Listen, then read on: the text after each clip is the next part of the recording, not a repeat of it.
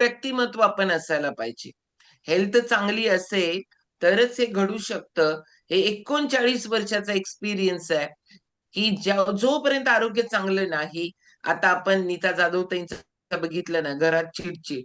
उगीच वाटते का करावंसं? नाही वाटत. पण ते होत असतंय कारण शरीर किंवा मन या 2 गोष्टींवर कुठं ना कुठं काहीतरी गोंधळ असतोय आणि ते जर आपण आपल्या मध्ये नीतिमूल्य जर वाढवली, थोडं-थोडं आपण आपल्यावर काम करत गेलो, हेच पैलू पाडायचं काम करायला लागले. अशाताईशी त्यात आता येणार आहे तर चिता मॅडम खूप भारी आपल्याला छोटंसंच असेल, पण खूप मोठा बोध देणारं आपल्याला नॉलेज भेटणार आहे. जोरदार क्लॅपिंग करणार आहोत. योग शिक्षिका आहेत अर्चिता मॅडम आणि छानपैकी ऐकू अर्चिता मॅडम कडून. Continue. Sumit sir all mute टाका. येस ताई.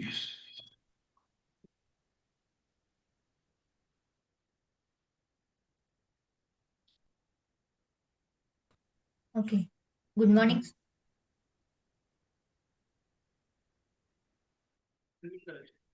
ओके. गुड मॉर्निंग सगळ्यांना. नागपंचमीच्या हार्दिक हार्दिक शुभेच्छा. लाटवडे सरांना वाढदिवसाच्या सुद्धा हार्दिक हार्दिक शुभेच्छा. तर मस्त असा आजचा सोमवारचा दिवस आहे. छान एक्सपिरियन्स ऐकलं. एक्सपिरियन्स ऐकताना आता आपण नीता जाधव ताईंचा एक्सपिरियन्स ऐकला की माझ्या भाऊजेंनी ही लिंक दिली आणि ह्या फॅमिलीशी मला जॉईन केलं. बघा किती योगायोग आहे ना, की आजचा जो विषय आहे तो विषय यालाच धरून मी बोलणार आहे की आज नागपंचमी आहे. कधी कधी माणसाच्या वागण्याचं खूप आश्चर्य वाटतं. माणूस बघा नागपंचमी दिवशी दगडाच्या नागाची आपण पूजा करतो, पण तेच जिवंत जर साप समोर आला तर त्याला मारून टाकतो. चिखलाचे नाग घरात आणून आपण त्याची पूजा करतो, पण जिवंत नागाला सापाला आपण मारून टाकतो. उंदीर जर दगडाचा असेल तर त्याला फुलं वाहतो, त्याला वाकून नमस्कार करतो, पण जिवंत उंदीर समोर आला तर त्याला मारल्याशिवाय आपल्याला चैन पडत नाही.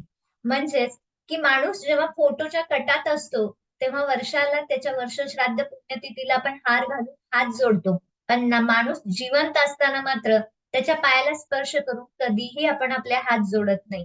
म्हणजेच की माणूस काय करत असतो की जिवंत गोष्टींना आपण मारण्याचा प्रयत्न करत असतो आणि ज्या दगडाच्या आहेत मातीच्या आहेत त्याला मात्र पूजनाचा प्रयत्न करत असतो. काही लोक म्हणतात की मेलेल्या माणसाला जर खांदा दिला तर खूप चांगलं असतं, मेलेल्या माणसाला खांदा देणं हे पुण्याचं काम असतं. पण तोच माणूस जिवंत असताना त्याला आपल्या आधाराचा खांदा, आधाराचा हात देताना ती पुण्याचं काम नाहीये का? माणूस जिवंत असताना त्याला आधाराचा हात आपण देत नाही, आधाराचा खांदा डोकं टेकवण्यासाठी देत नाही, पण मेल्यानंतर मात्र प्रत्येक जण पुढे येऊन खांदा देण्याचा प्रयत्न करत असतो. म्हणजे जेवढं सजीव वस्तूंवरती प्रेम केलं पाहिजे, सजीव व्यक्तींवर प्रेम केलं पाहिजे, त्याच्यापेक्षा जास्त आपण निर्जीव गोष्टींवरती प्रेम करतो आणि सजीव गोष्टींचा तितकाच आपण द्वेष करत असतो. आणि म्हणूनच आजकाल जी एन्झायटी वाढायला लागले, स्ट्रेस लेवल वाढायला लागले, ताणतणाव वाढायला लागलेले आहेत, ते ताणतणाव वाढण्याचं काम म्हणजे कुठंतरी आपलं एखादं माइंड हे डिस्टर्ब असतं. माइंड फक्त डिस्टर्ब आपल्याकडं काही कमी आहे म्हणून असत नाही, तर कधी कधी खूप गोष्टी आपल्याकडे भरपूर आहेत म्हणून सुद्धा आपलं माइंड हे डिस्टर्ब होत असतं. आणि म्हणून कमी जास्त असण्यापेक्षा आहे त्या गोष्टींमध्ये आपण कसं रिॲक्ट होतो, आहे त्या गोष्टींमध्ये आपण कशा पद्धतीने राहतो, आहे त्या गोष्टींचं आपल्यामध्ये किती समाधान आहे याच्यावरती बऱ्याचशा गोष्टी डिपेंड असतात. म्हणून म्हटलं जातं की या जगात वाईट किंवा चांगलं असं काहीच नसतं. या जगात वाईट किंवा चांगलं असं काहीच नसतं. चांगलं वाईट हे बघणाऱ्याच्या दृष्टीवर अवलंबून असतं. म्हणजे चांगलं काय आहे, वाईट काय आहे, तुम्ही त्या गोष्टीकडे कोणत्या नजरेने पाहता, कुठल्या कुठल्या संदर्भातून पाहता, त्याच्यावरती या सगळ्या गोष्टी अवलंबून असतात. आणि म्हणूनच नात्यांमध्ये ग्रीन सिग्नल आणि रेड सिग्नल हे दोन्हीही सिग्नल खूप महत्वाचे असतात. बघा की रेड सिग्नल जिथं जिथं लागतो, रेड लाईट जिथं जिथं लागतो तिथं आपल्याला संदेश मिळतो की आपल्याला थांबलं पाहिजे. आणि ज्या ठिकाणी ग्रीन सिग्नल म्हणजे जेव्हा हिरवा बल लागतो तेव्हा आपल्याला कळतं की आपण पुढे गेलं पाहिजे. आणि आजकाल हे रिलेशनशिप मध्ये रेड सिग्नल आणि ग्रीन सिग्नल सुद्धा पाहणं खूप गरजेचं आहे. कोणतंही नातं असू दे, त्या नात्यांमध्ये एकमेकांसोबत राहत असताना, जर एकमेकांसोबत राहताना खूप स्ट्रगल करावा लागत असेल, खूप स्ट्रेस येत असेल, खूप ताणतणाव असेल, किंवा एखाद्या व्यक्तीसोबत राहत असताना आपलं मन घाबरलेलं असेल किंवा आपल्या मनावरती ताण येत असेल, तर अशा नात्यांमध्ये रेड सिग्नल आहे असं आपण समजायचं.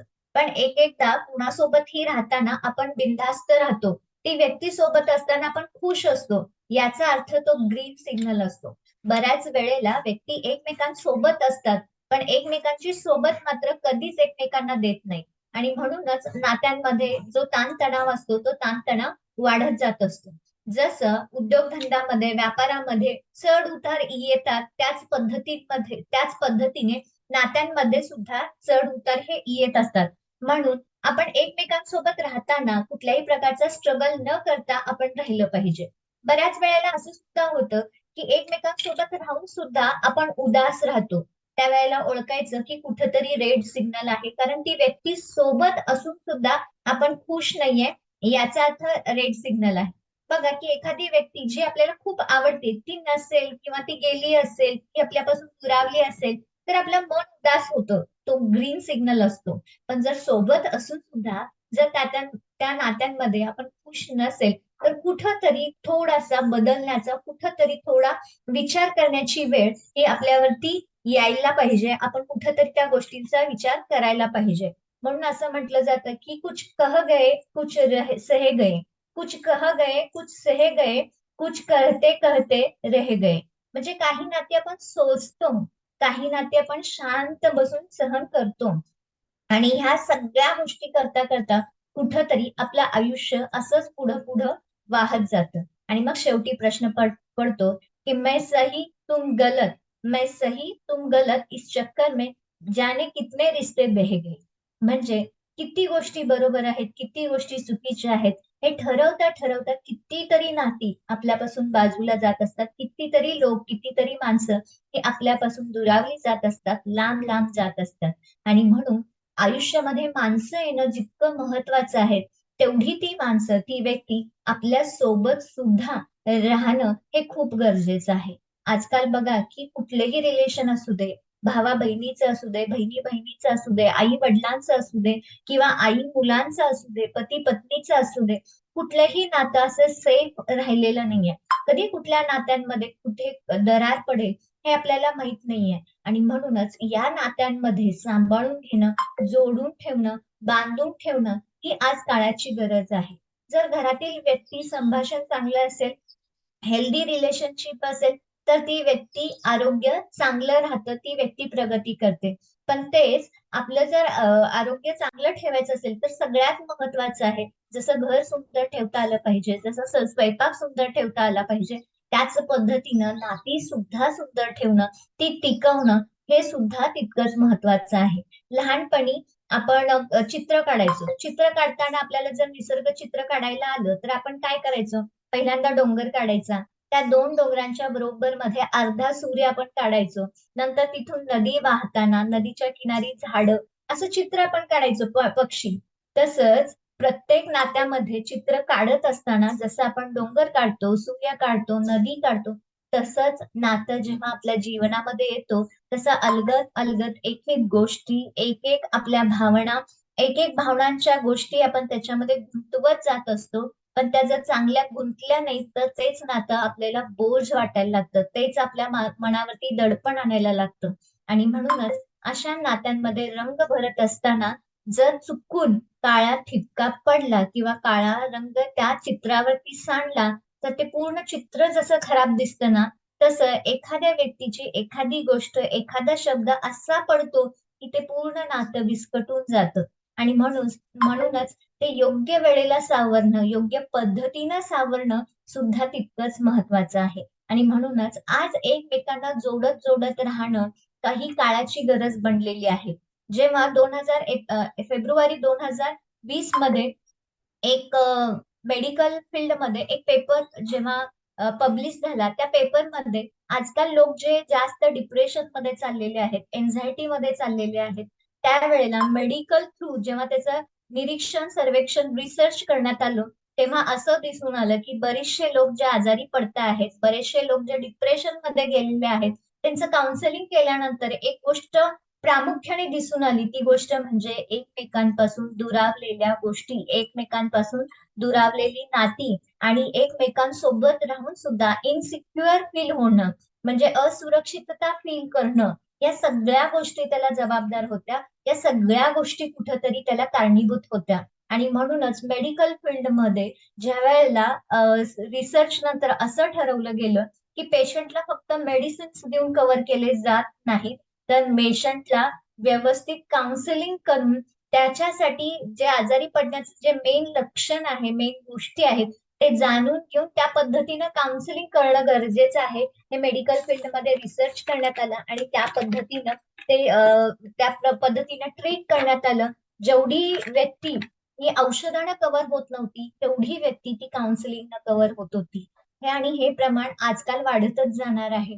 कारण व्यक्तींना योग्य वेळेला जर आपण काउन्सिलिंग नाही केलं, तर डिप्रेशन, एन्झायटी ह्या गोष्टी येतच जाणार आहेत. आणि म्हणूनच आपण जसं चित्रामध्ये एक एक गोष्ट आपण भरत जातो ना, तसं आपल्या जीवनामध्ये आपण प्रेम, आपुलकी, एकमेकांच्या बद्दल रिस्पेक्ट, एकमेकांच्या बद्दल असणारा आदर, आपलेपणा, हे सगळ्या गोष्टी कुठंतरी आपल्याला करायला पाहिजेत. जर नाही केल्या तर मग हीच वेळ आपल्यावरती सुद्धा येणार आहे. म्हणून जिन जिनके आने आने आते थे जवाब, जिनके ना आते थे जवाब उनके सलाम आने लगे, जिनके ना आते थे सवाल जवाब उनके सलाम आने लगे, मेरा वक्त क्या बदला, मेरा वक्त क्या बदला, नीम के पेड़ पर आम आने लगे. म्हणजे जे कोणी मला विचारत सुद्धा नव्हतं, जे कोणी मला रिप्लाय सुद्धा देत नव्हतं, ते सलाम ज्या वेळेला ठोकतात, ज्या वेळेला तुमची वेळ ही बदलली जाते. आणि मग स्वतःची वेळ जर बदलायची असेल तर सगळ्यात प्रामुख्याने आधी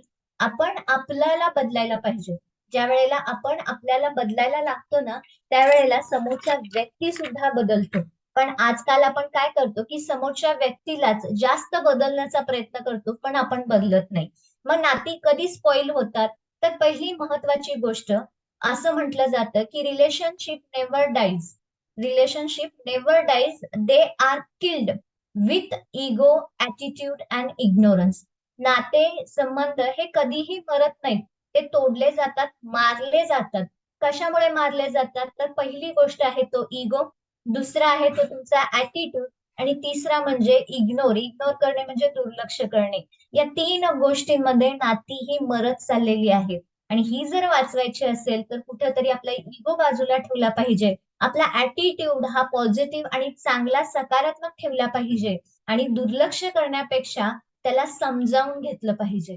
बघा की आयुष्यामध्ये कुणी ना कुणीतरी, कसं ना कसं तरी आपण आईच्या गर्भातून येतो, आईशी, त्या फॅमिलीशी आपलं नातं जोडलं जातं.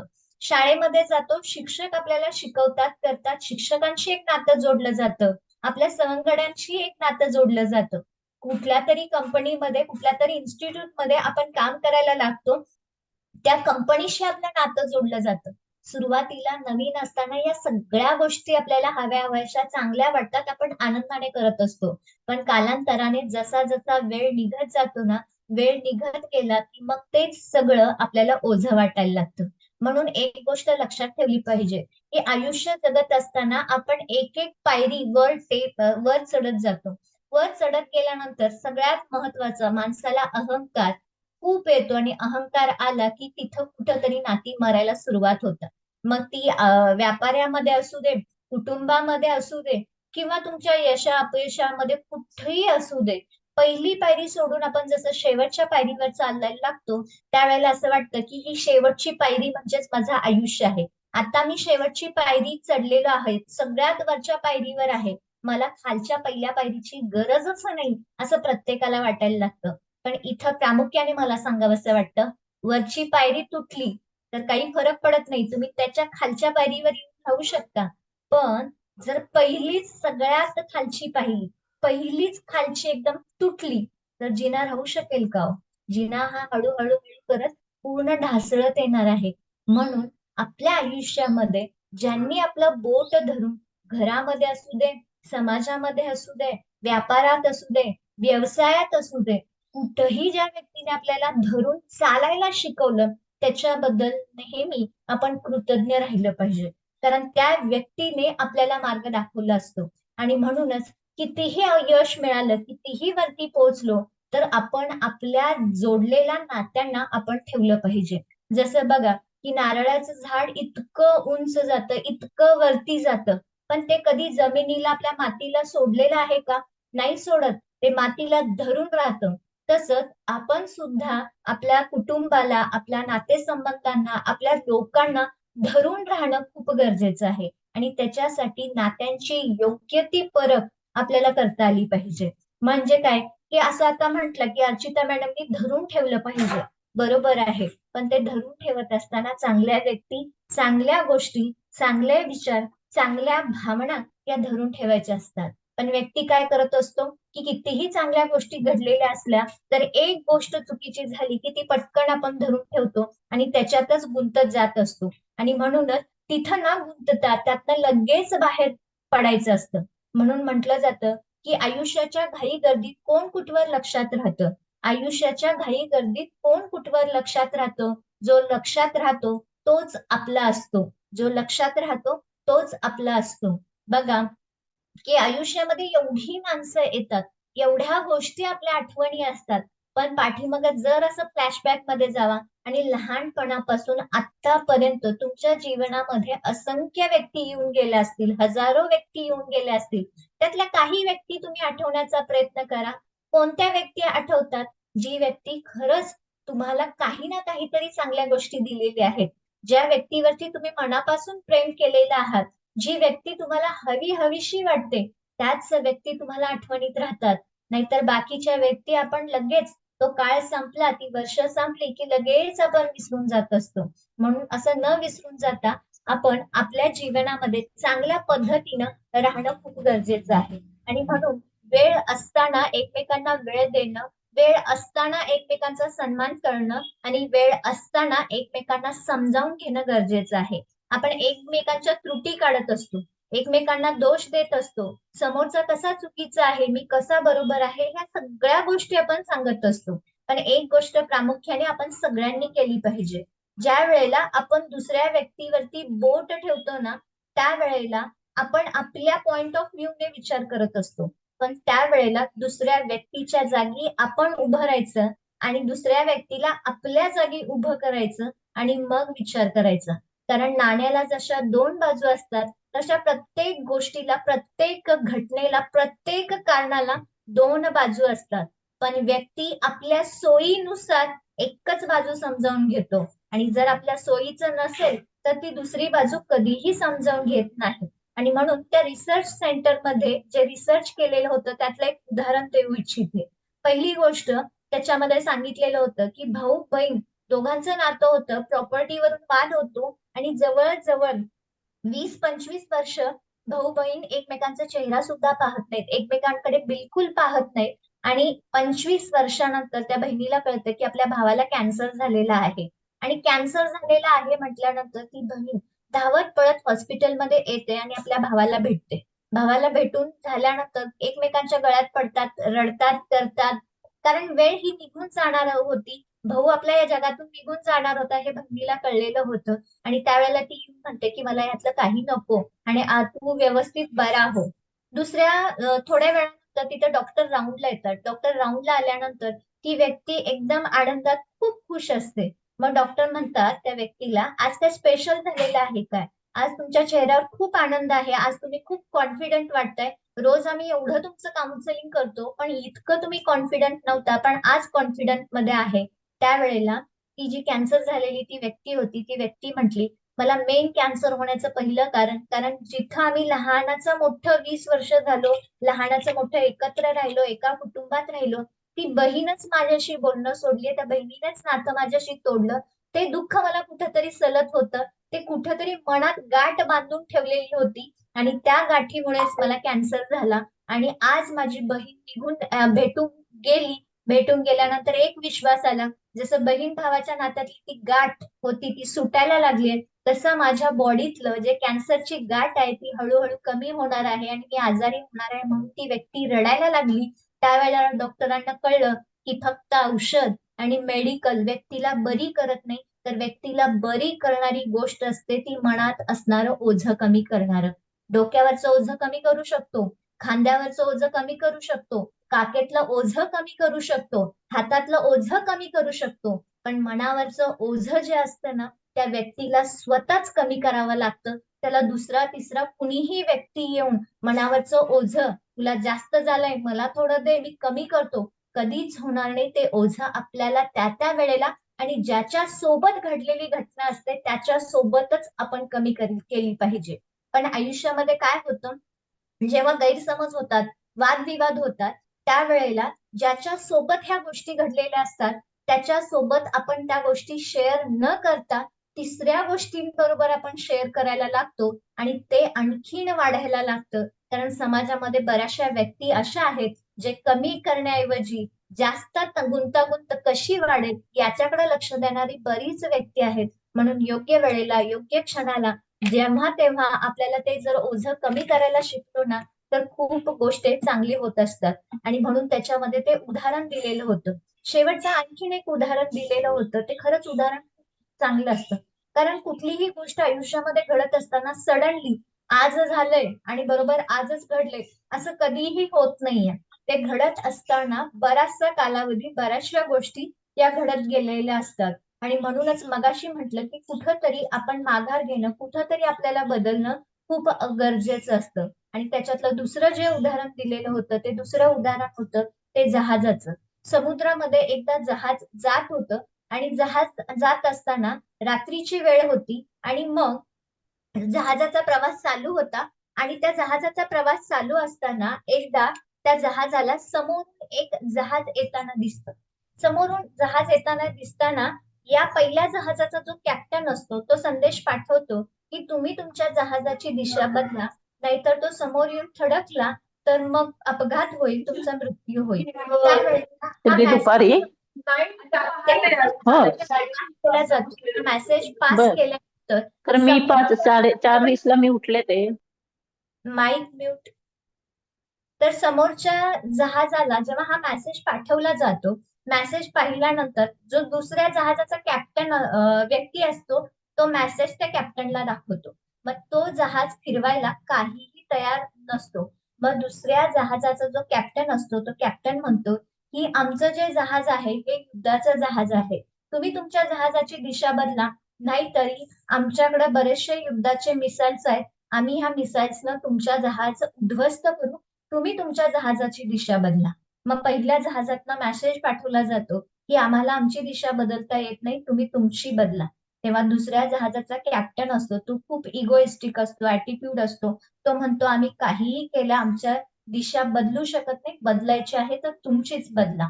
त्यावेळेला पहिल्या जहाजाचा जो कॅप्टन असतो तो कॅप्टन एक मेसेज पाठवतो आणि तो मेसेज खूप महत्वाचा असतो. मग आज तुम्ही अनालाइज करायचं आहे की त्या गोष्टीमध्ये पहिलं जहाज कुठलं आहे आणि दुसरं जहाज कुठलं आहे. दुसऱ्या जहाजाला मेसेज पाठवला जातो की आमचं जहाज जे आहे ते दीपस्तंभ आहे, दुसऱ्याला दिशा दाखवण्याचं, दीप म्हणजे प्रकाश दाखवण्याचं काम केलं जातं. त्यामुळे आम्हाला आमची जागा बदलता येत नाही, कृपया करून तुम्ही तुमच्या जहाजाची दिशा बदला. त्यावेळेला कॅप्टनला कळतं की मी इथपर्यंत आलोय, मला दिशा दाखवण्याचं काम हा समोरचा व्यक्ती करतोय, पण मी त्यालाच मारायला उठले, मला त्याला संरक्षण केलं पाहिजे. आणि मग दुसऱ्या कॅप्टनला कळतं की माझी चूक झाली आणि मग जहाजाची दिशा बदलली गेली. जहाज म्हणजे दुसरं तिसरं काही नाहीये. जहाज म्हणजे आपण आणि समोरची व्यक्ती आहे. कुणी फिरायचं, कुणी थांबायचं हे त्या त्या घटनेवरती अवलंबून असतं. प्रत्येक वेळेस मीच बरोबर, माझंच करेक्ट, माझंच सगळं ऐकलं पाहिजे असं नसतं. प्रसंगानुसार, परिस्थितीनुसार ज्या त्या वेळेला आपण बदलत गेलो ना तर नाती ही घट्ट टिकत जात असतात. म्हणून जाता जाता एकच शेतकऱ्याचं उदाहरण देते आणि थांबते. त्या रिसर्च पेपरमध्ये आणखीन एक उदाहरण दिलेलं होतं. त्या रिसर्च पेपरमध्ये असं सांगितलं होतं की एका शेतकऱ्याचा विहीर होती. रोज त्या शेतकऱ्याच्या विहिरीमध्ये शेकडो लोक पाणी काढायचे. दोरीनं पाणी, पूर्वी त्या दोरीला घागर बांधायची, ती घागर पाण्यात सोडायची आणि मग पाणी ओढायची. अशी बरीच वर्ष त्या दोरीने पाणी काढण्याचं काम केलं जायचं. शेतकरी रोज पाहायचा, त्याला आनंद पण व्हायचा की माझ्या शेतातले, माझ्या विहिरीतलं पाणी बरेच जणांना उपयोगी पडतं, बऱ्याच जणांची तहान भागवली जाते. काही वर्षानंतर ती दोरी तुटून जाते. दोरी तुटून गेल्यानंतर काही व्यक्ती त्या शेतकऱ्यांच्या जवळ येतात आणि शेतकऱ्याला म्हणतात की दोरी खूप कमकुवत होती म्हणून तुटली. त्यावेळेला शेतकरी हसतो, बाकीच्या व्यक्तींकडे तो पाहतो आणि एकच उत्तर देतो. तसंच तीच घटना आपल्याही आयुष्यात होत असते. विहीर म्हणजे आपलं मन आहे. ती दोरी म्हणजे येणारी प्रत्येक व्यक्ती जी आधारासाठी येत असते, जी प्रभावासाठी येत असते आणि जी अभावामुळे येत असते, अशा त्या व्यक्ती असतात. त्यावेळेला शेतकरी म्हणतो की दोरी आज तुटली नाही, दोरी रोज ओढली जायची, रोज थोडी थोडी थोडी ती तुटत गेली, थोडी थोडी ती कमकुवत होत गेली आणि मग इतकी वर्ष ज्या दोरीने पाणी ओढून तहान भागवण्याचं काम केली, ती रोज जरा जरा जरा तुटत जाऊन आज पूर्णच तुटली. तसंच आपल्याही आयुष्यात होत असतं. कुठलीही घटना घडत असताना रोज ती किंचित किंचित तुटत असते, रोज किंचित किंचित ती दूर होत जात असते आणि एक वेळ असा येतो की ती तुटून जाते, याचा अर्थ ती कमकुवत नसते, तर रोज ती झिजत असते. म्हणून आपण काय गोष्टी झिजायला लागलेत, कशा झिजायला लागलेत, याचा आपण विचार करत आपलं आयुष्य आपण घडवत गेलो तर खरंच खूप छान आयुष्य होतं आणि खूप छान आयुष्यामध्ये आपण खूप छान सहभागी होऊ शकतो. म्हणून आपण जगत असताना माणसांना एकमेकांना जोडलं पाहिजे. पैशाला पैसे आपण जोडत असतो, पण पैसा म्हणजे सगळंच सर्वस्व असतं असं नाहीये. बऱ्याच जणांच्याकडे पैसा असतो, पण बघायला, पाहायला आणि तो आनंद सेलिब्रेट करायला माणसं आणि भावना नसतात आणि म्हणून या गोष्टींची जाणीव ठेवून आपण वागलं पाहिजे. कारण असंच म्हटलं जातं की बऱ्याच वेळा आपलीच माणसं परक्यासारखी वागतात. बऱ्याच वेळेला आपलीच माणसं परक्यासारखी वागतात. नकळत बोललो नाही तर विनाकारण रुसून बसतात. कधी कधी नकळत आपण बोलत नाही पण उगीचच आपण रुसून बसत असतो. म्हणून असा परकेपणा, आपलेपणा हे आपल्यावरती डिपेंड आहे आणि हे आपलं बांधून ठेवण्याचं जे काम आहे, ते काम करणं खूप गरजेचं आहे. आणि खरंच मी खूप मनाला प्राऊड फील करते की शतायुषी फॅमिली ही प्रत्येकाला समजावून घेत असते, प्रत्येकाला एकमेकांशी कनेक्ट करण्याचं काम करत असते आणि म्हणूनच लाटवडे सर आहेत हुपरीमध्ये, प्रतीक्षाताई आहेत ओरसमध्ये, पण त्यांच्यासाठी त्यांनी इतकं सुंदर गाणं म्हटलं, प्रत्येकाने शुभेच्छा दिल्या. म्हणजे व्यक्ती समोरच असला असा पाहिजे नाहीये, कितीही लांब असलो तरी आपण भावनेने एकमेकांशी कनेक्ट असणं खूप गरजेचं आहे. जवळ येऊन लांब जाण्यापेक्षा लांब राहून जवळ येणं ही आज काळाची गरज आहे आणि ती प्रत्येकाने आपण शिकलो ना तर खरंच बऱ्याच जणांच्या आयुष्यातलं दुःख सगळे संपून सगळ्यांचं आयुष्य आनंदी, सुखकर आणि समाधानी होऊ शकतं आणि त्याच्यासाठी सतत शतायुषी फॅमिली ही प्रयत्न करत असते आणि सुजाता ताईंनी सुद्धा एकमेकांना समजावून घेत एकमेकांच्या मनाचा रिस्पेक्ट करणं प्रत्येकाला शिकवलेलं आहे आणि त्याच गोष्टी आपण पुढं करत करत गेलो ना तर खरंच आज ना उद्या आपल्याला या सगळ्या गोष्टी मिळणार आहेत. म्हणून दुसऱ्यांच्या डोळ्यामध्ये अश्रू आणण्यापेक्षा दुसऱ्यांचे अश्रू पुसण्यासाठी आपण सतत सतत तत्पर राहिलो तर आयुष्य खूप मस्त, खूप छान आणि खूप काही गोष्टी आपल्याला शिकवून जाईल. धन्यवाद. चला जोरदार क्लॅपिंग करू आपण अर्चिता मॅडमसाठी. कारण का माहितीये का, किती मोठा लेसन होता.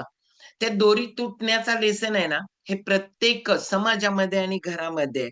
एखादं नातं आपण इतकं ताणतो, इतकं ताणत असतो, सोडायचं असतं हे विसरूनच जातो. आणि त्याच्यामध्ये ना, ते इतकं ताणतो ते कधी तुटून गेल्यानंतर त्याची किंमत कळते. दुसरा लेसन लय भारी